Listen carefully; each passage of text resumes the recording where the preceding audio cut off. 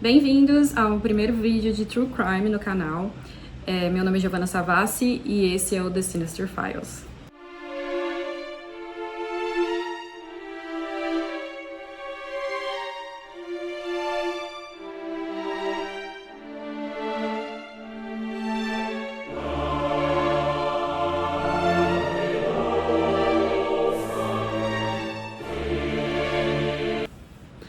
Como primeiro caso, eu escolhi o desaparecimento da jovem Gretchen Fleming, de West Virginia, em 2022, quando ela tinha 27 anos.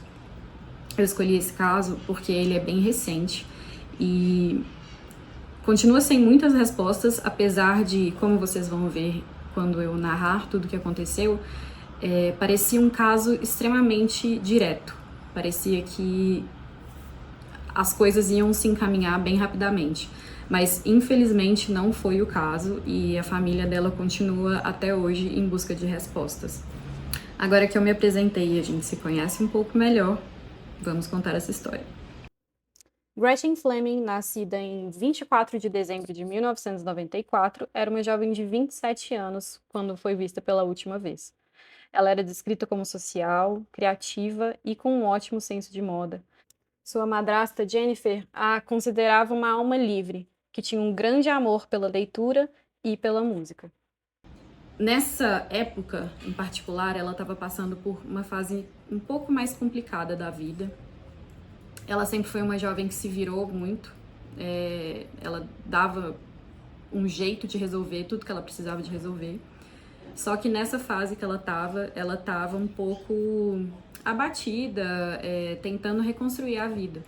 Porque a mãe dela havia falecido recentemente e, infelizmente, a Gretchen era responsável por dar a ordem de quando os aparelhos seriam desligados ou não, o que é uma situação bem complicada e bem difícil, bem doloroso. E, além disso, ela tinha acabado de terminar um relacionamento. Ela estava morando na Carolina do Norte com esse namorado, e aí ela volta para West Virginia. E aí, como a casa do pai dela e da madrasta estava muito cheia, porque ela tinha vários irmãos, ela resolve morar com os avós. Como ela foi morar com os avós, eles tinham algumas regras específicas. Então, ela tinha o que eles chamam em inglês de curfew, ou toque de recolher, pra gente aqui, que era o horário máximo que ela podia chegar em casa e entrar, que era por volta de 10 horas da noite. Só que, se ela chegasse depois, a porta ia estar trancada. Então, ela não conseguiria entrar em casa e ela tinha que arrumar um outro lugar para dormir. Por conta disso, ela criou um costume de sempre andar com uma bolsa que continha não só documento, cartão de crédito, celular dela e etc., maquiagem e tudo, mas também uma roupa para que ela pudesse dormir fora se fosse necessário. Então, a bolsa dela estava pronta para qualquer tipo de imprevisto. Como eu disse antes, a Gretchen era uma dessas pessoas que se virava em qualquer situação. Ela se virava nos 30. E por conta disso, ela não era uma pessoa que ficava parada, esperando que as coisas se resolvessem. Então, quando ela volta para Parkersburg, que é a cidade natal dela, ela vai morar com os avós, mas ela já arruma um emprego logo de cara em uma loja de departamentos. Mas o sonho dela mesmo era se tornar uma comissária de bordo. Então, ela estava trabalhando também neste sonho. Mas então, Giovanna, o que aconteceu? Como que a Gretchen foi parar nessa situação? Ela estava indo para o trabalho, era um sábado, dia 3 de dezembro de 2022, e quem estava levando era a avó. A avó sempre a levava para o trabalho, quando não era ela, era o avô, porque a Gretchen não tinha carteira de motorista. Nunca quis tirar e falava que ela não precisava disso porque ela podia pegar uma carona com alguém ou usar um Uber, pedir um Uber. E aí, quando ela estava indo para o trabalho, ela já deixa a avó avisada para não esperar por ela naquela noite, porque ela iria sair com amigos para um bar e que ela provavelmente não chegaria a tempo do toque de recolher. Como eu falei para vocês, era 10 horas da noite. A avó fica tranquila, elas se despedem, então a Gretchen entra para trabalhar. No dia seguinte, A Gretchen não volta para casa, mas isso não deixa ninguém preocupado, porque já era o esperado. Tinha vezes em que ela dormia vários dias fora de casa e todo mundo já era acostumado com essa situação. Quando chegou na quinta-feira, a avó da Gretchen começou a achar a situação muito estranha e ficar preocupada, mas não acha que tem alguma coisa errada ainda. O auge da preocupação dela vai ser no domingo, quando ela vê que realmente não tem notícia, a Gretchen não voltou para casa e ela vai correndo para casa do filho, bate na porta e fala: Olha, tem alguma coisa errada. Eu não vejo a Gretchen desde sábado passado. O David, então, pai da Gretchen, resolve tentar ligar para o celular dela, mas sem sucesso. E é aí que o David, super desesperado, chama a madrasta da Gretchen, a Jennifer, e eles decidem procurar pela cidade inteira. Então eles iam em todos os bares da cidade, como eles sabiam que a Gretchen tinha ido para um bar. Eles vão para todos os bares da cidade, vão fazer um tour perguntando se alguém tinha alguma informação dela. E então eles chegam a um bar chamado Front Row Sports Bar and Grill, e eles descobrem, ao conversar com a equipe, que um amigo tinha deixado a bolsa da Gretchen lá e ela estava lá desde o último sábado. O David então pede para ver a bolsa e quando ele abre, infelizmente, ele descobre que todas as coisas da Gretchen estavam lá dentro. E isso acende um alerta vermelho, sobe uma bandeira vermelha e ele percebe que a situação não deve ser boa, porque se ela tivesse ido por livre e espontânea vontade para a casa de alguém, ela teria levado todas as coisas dela. E eles até vasculham o celular e o tablet dela, que por sorte não tinha senha, mas infelizmente não tinha nada de importante ou nada que desse algum tipo de pista, porque todas as comunicações haviam parado no dia 3 de dezembro, que foi o dia que ela desapareceu.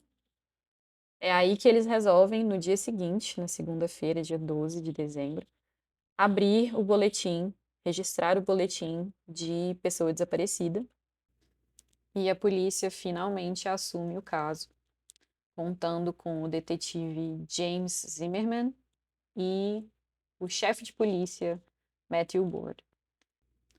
Depois de confirmar que a Gretchen não estava listada em nenhuma das ocorrências daquele dia e que ela não estava em nenhum hospital da cidade, nenhum abrigo, o detetive pede a um de seus colegas para fazer um post nas redes sociais com o intuito de avisar a população da cidade que a Gretchen estava sumida e que eles precisavam de novas informações, eles precisavam de pistas e que quem tivesse essas informações que entrasse em contato com eles. A cidade era uma cidade pequena, muito pequena, e todo mundo conhecia todo mundo. Então, esse post viralizou muito rápido, porque é aquele tipo de cidade em que você pode não conhecer todo mundo diretamente, mas você conhece alguém que conhece aquela pessoa, você conhece algum familiar. Então, a história se espalhou muito, muito rápido. Com o post viralizado, uma das pessoas que viu e resolveu se encaminhar até a polícia para dar mais informações foi um rapaz chamado John. O John, ele tinha sido visto pela equipe do Front Row saindo do bar com a Gretchen para ir para outro lugar. Então ela foi vista entrando dentro do carro com ele. E aí o que acontece? Ele relata que realmente naquele dia ele encontrou com a Gretchen no Front Row. Eles ficaram ali um tempo e depois ela fala com ele que em um outro bar, que chama My Way, estava tendo uma noite de karaokê e ela queria muito ir.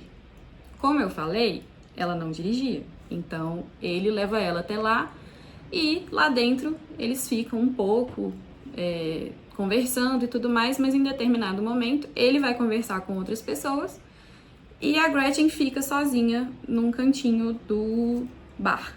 Ela sentou no bar ali e ela tá em um cantinho um pouco mais afastada de onde o John tá.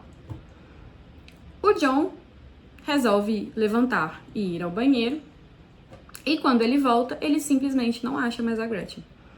Ele fica preocupado, né? Afinal, ele ia ser a pessoa que ia dar a carona para ela e, inclusive, foi ele que devolveu a bolsa dela pro outro bar, porque ela tinha deixado a bolsa no carro. Então, ela nem tirou a bolsa para entrar nesse karaokê.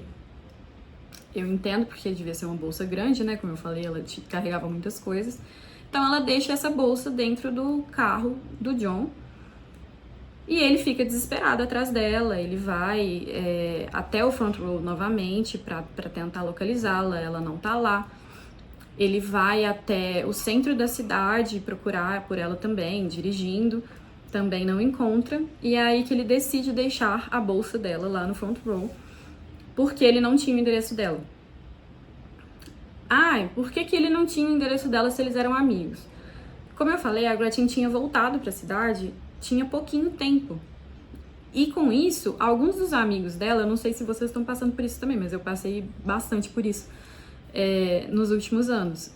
Os amigos dela tinham se mudado da cidade, então ela estava fazendo novos amigos. Então, não necessariamente esse John, esse amigo, era uma pessoa tão próxima a ponto de que ele tivesse ido até a casa dela e já soubesse onde ela morava e conhecesse a família e tudo mais. Era um novo amigo ali que ela estava conhecendo ainda, que ela estava desenvolvendo um relacionamento de amizade, no caso.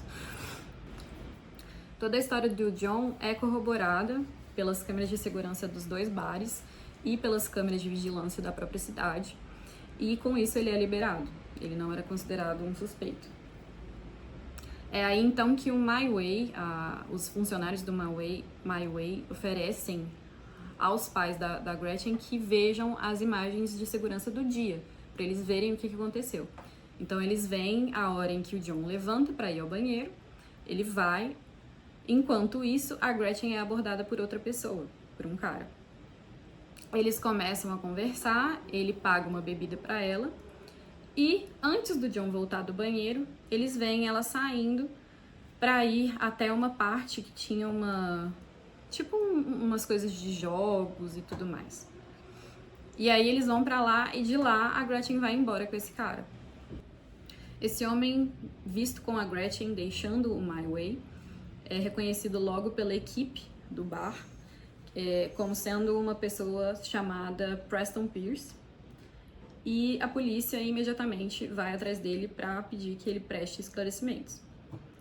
Ele informa que realmente naquele dia, não dava para negar, né, tava no vídeo, mas ele informa para a polícia que realmente ele encontrou com a Gretchen naquele dia, eles tomaram uma bebida e depois ela entrou no carro dele sim, mas ela desceu no centro, ele deu uma carona para ela até o centro e foi isso. A polícia então vai atrás para desmentir ou corroborar o que ele tinha acabado de falar, igual eles fizeram com o John.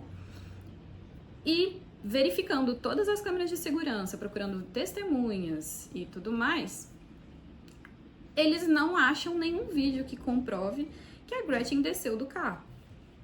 Inclusive, eles veem o vídeo, um dos vídeos de vigilância, né, da própria cidade, eles veem o carro do Preston passando, mas eles não veem a Gretchen descendo em momento algum e ele estava, na verdade, se direcionando para a casa dele.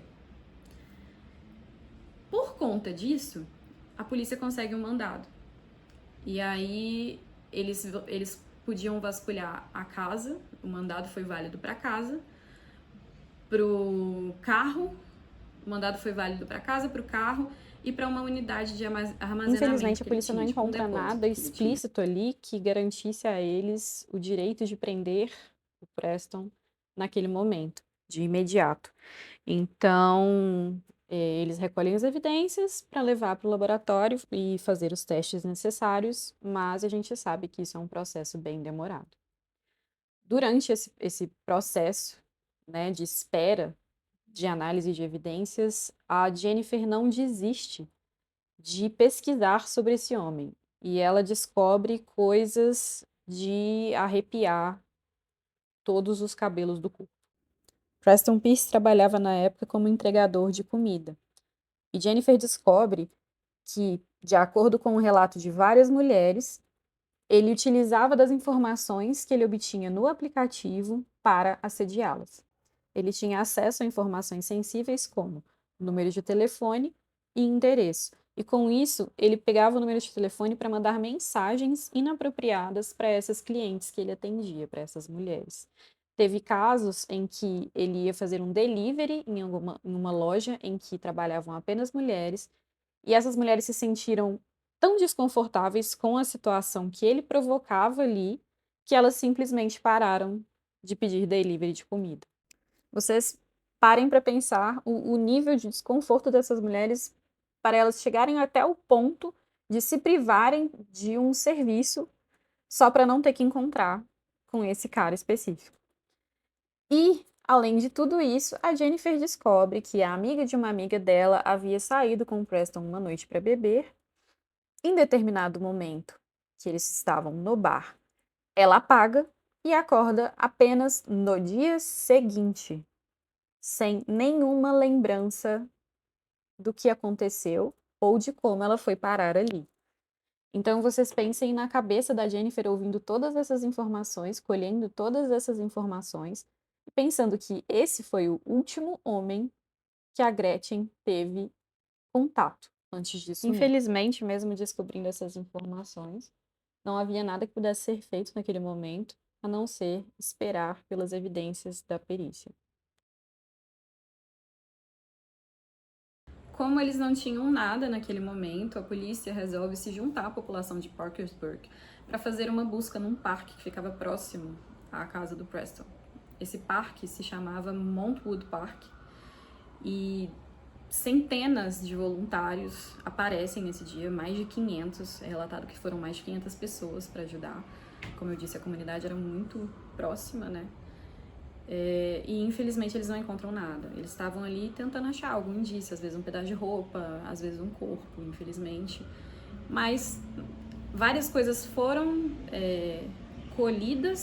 coletadas, mas infelizmente a polícia achava que nada ali tinha realmente relação com o caso da Gretchen. Para piorar a situação ainda mais, como eu falei, esse caso aconteceu em 2022. Em 2024, a avó da Gretchen, chamada Louise, falece. E esse ano eu descobri, infelizmente, durante as minhas pesquisas, que em março de 2025, o David, a busca por respostas continua faleceu. E agora o FBI também faz parte do caso. E inclusive conduziu uma busca junto com a polícia da cidade na casa do Preston Pierce, em novembro de 2024. Apesar disso, de acordo com o chefe de polícia local, não existem novas evidências e essa investigação feita dentro da casa novamente era parte de um procedimento padrão. Além de todas as informações que eu compartilhei, eu também preciso contar que em determinado momento da investigação foi descoberto que o Preston Pierce, na verdade, não se chama Preston Pierce. Ele é um ex-policial que trocou de nome depois de ser demitido.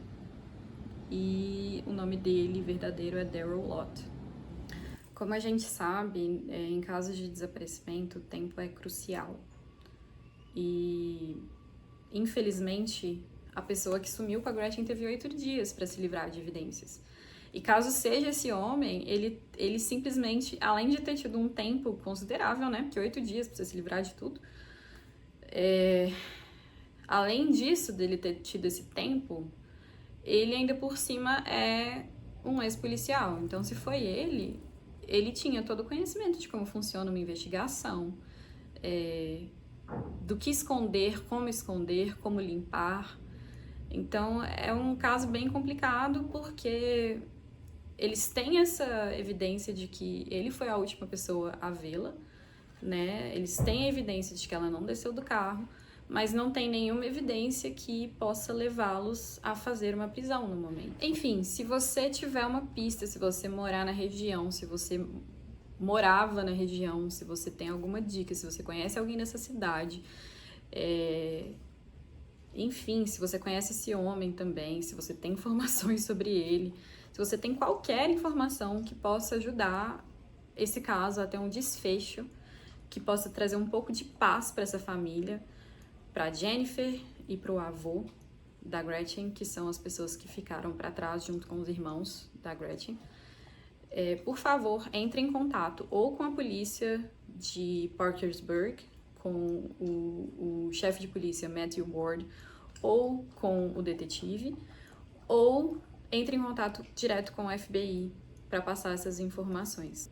Lembrando que ainda tem uma recompensa ativa de $100 mil para quem compartilhar qualquer informação que leve à descoberta, né, do paradeiro da Gretchen. Acho que só nos resta torcer para que essa família tenha um desfecho finalmente, porque eu não consigo imaginar o sofrimento que deve ser ficar todos esses anos sem, né, vai completar 3 anos de desaparecimento, ficar todo esse tempo sem saber o que aconteceu e ver que pessoas importantes morreram ali sem respostas também, né? Se você gostou desse vídeo, não deixe de se inscrever no canal.